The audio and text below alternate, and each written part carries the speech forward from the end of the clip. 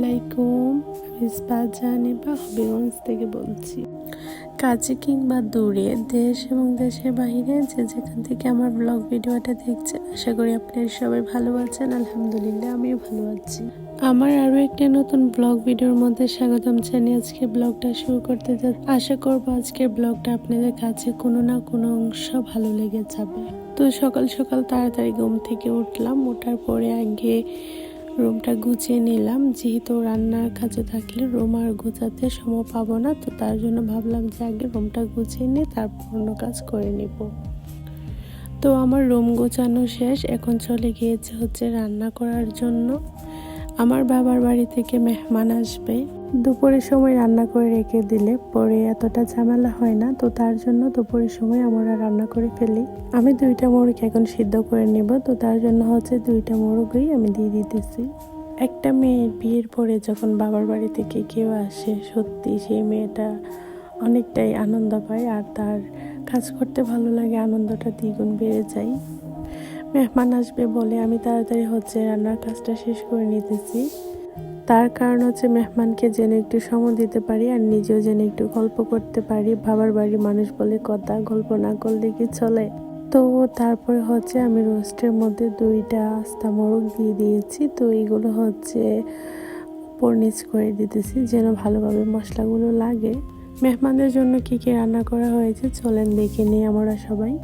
Roast, গরুর মাংস, দুধ, ট্যাংরা মাছের ভুনা, তারপরে শোল মাছের ভুনা, তারপরে ছিল পাবদা মাছের ভুনা আর ছিল হচ্ছে মাছের ভাজি।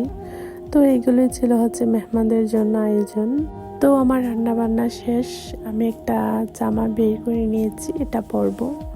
তো তারপর হচ্ছে আমার বাবার বাড়ি থেকে মেহমান চলে এসেছে। তো আমার শ্বশুর বাড়িতে অনেক কিছু হচ্ছে ইফতারের জন্য এনেছে।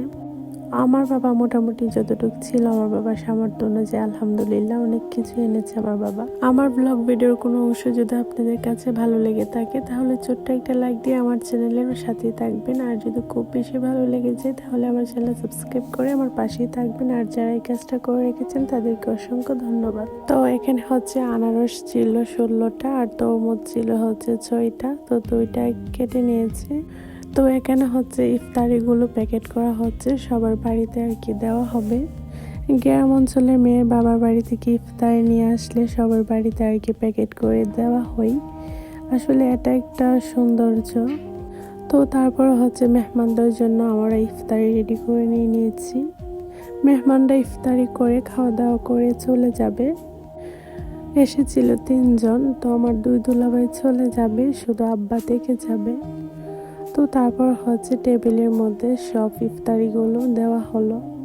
আমার বাবার বাড়ি থেকে ইফতারি দেওয়া কেমন হয়েছে সবাই কমেন্টের মধ্যে জানাবেন। আমার বাবার সামর্থ্য অনুযায়ী যতটুকু পেরেছে আমার শ্বশুর বাড়িতে দিয়েছে আলহামদুলিল্লাহ।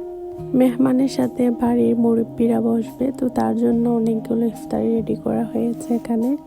আজকের ব্লগ ভিডিওটা এই পর্যন্তই। সবাই ভালো থাকবেন, সুস্থ থাকবেন। নতুন আরেকটা ব্লগ ভিডিওর মধ্যে দেখা হবে। আল্লাহ হাফেজ।